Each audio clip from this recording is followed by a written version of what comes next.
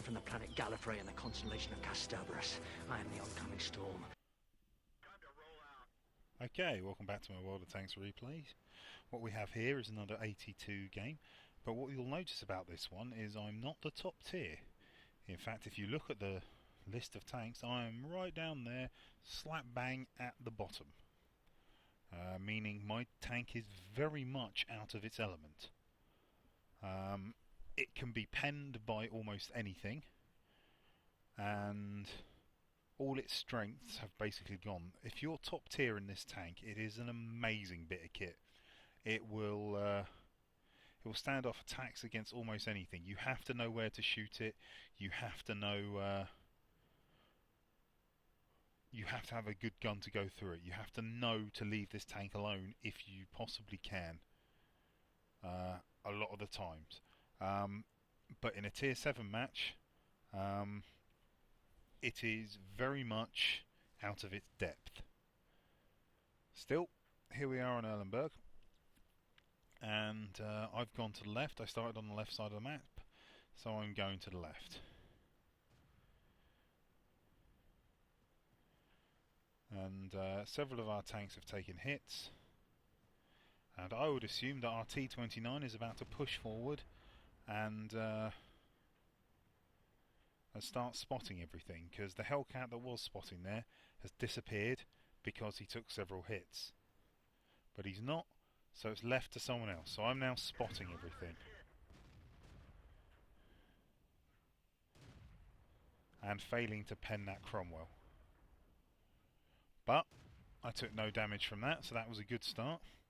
And once again, I'm pushing forward to spot everything for the bigger, heavier, stronger armoured tanks behind me. This might alarm you. It should alarm you, because that's a fail tactic. The first thing you send in is the scouts, because they have bonus camouflage because they're scouts. They have camouflage while they're moving, whereas no other tanks do. But if you don't have scouts, or failing that, we don't have scouts, so failing that, you send the big tanks with the big armour in, because they can take a few hits. Whereas little tanks with low amounts of armour, like mine, are just going to get annihilated. But never mind, here we are, I'm pushing forward. See if I can spot anything. My team are slowly coming up behind me.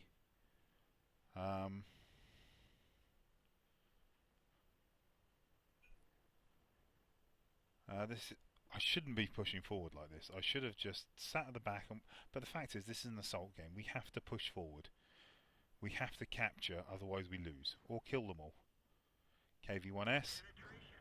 I've put a round into him. I get lucky. He's not interested in firing at me.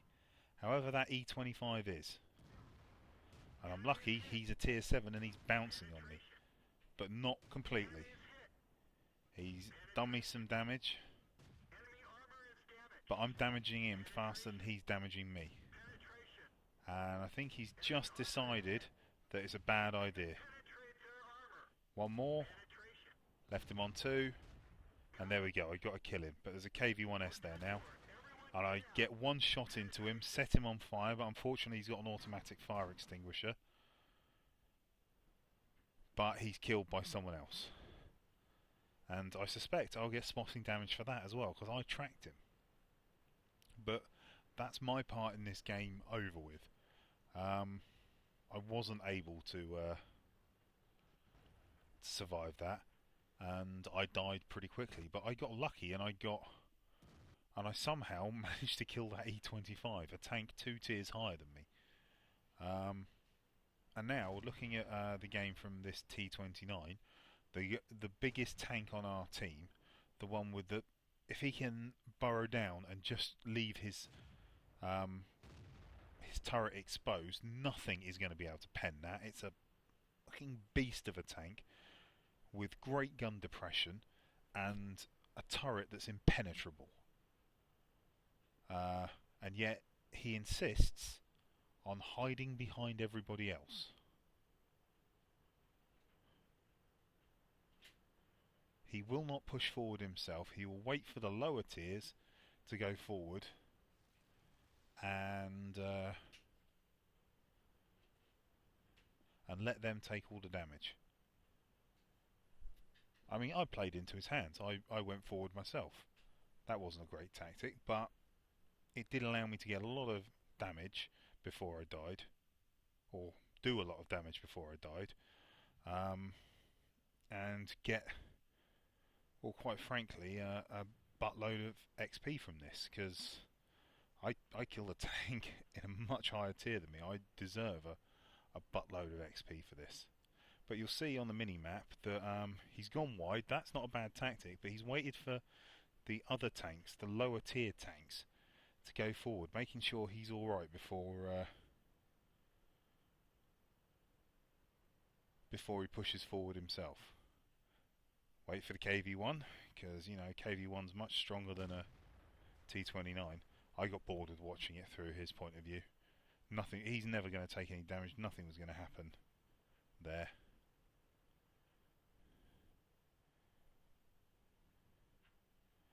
And with the timer as low as it is, I can completely understand why these guys want to cap.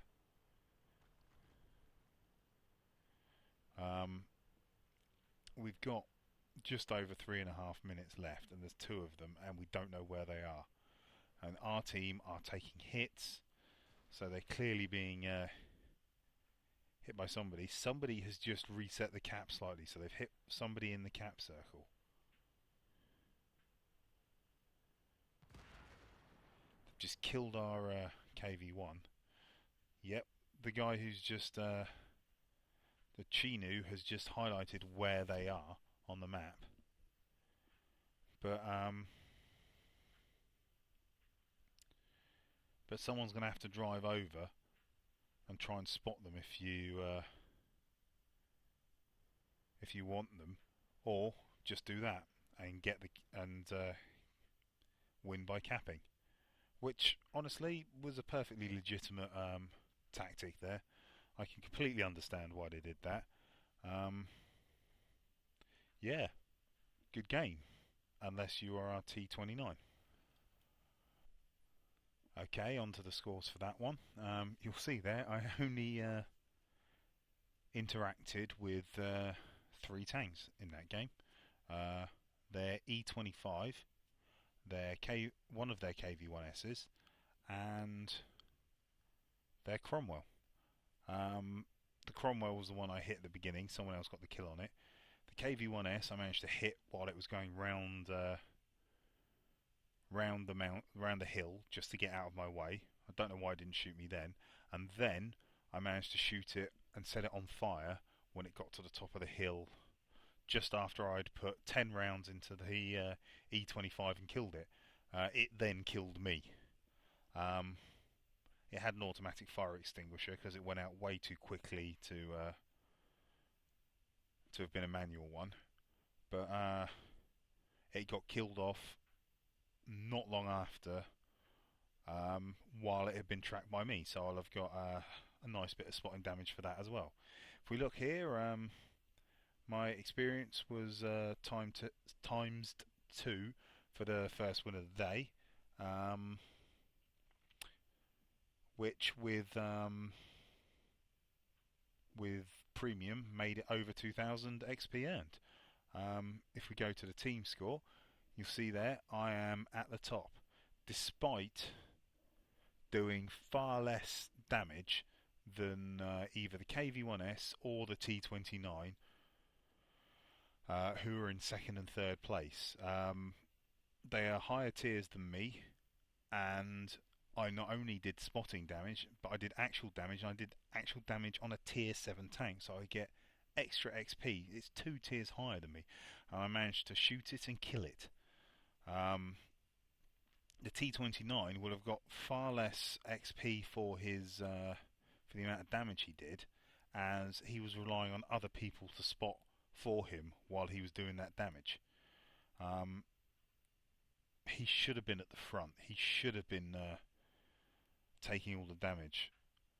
I shouldn't have had as many shots at that E25 as I did. He should have been at the front shooting it as well, and it wouldn't have lasted anywhere near as long as it did. But that's just the way the game went. It worked out well for him. He survived. It worked out well for me. I got a buttload of XP for doing less damage. If we look at the detailed report, you'll see there I fired 19 times, 15 of them hit, 13 of them penned. Just shy of 1,000 damage caused. Was hit 12 times, 2 of them penned me and 10 didn't. But the 2 that did pen me devastated me. That shot from the KV-1S at the end absolutely knackered me. So a great deal of potential damage received, easily enough to kill me. KV-1S properly did kill me. Good amount of damage there.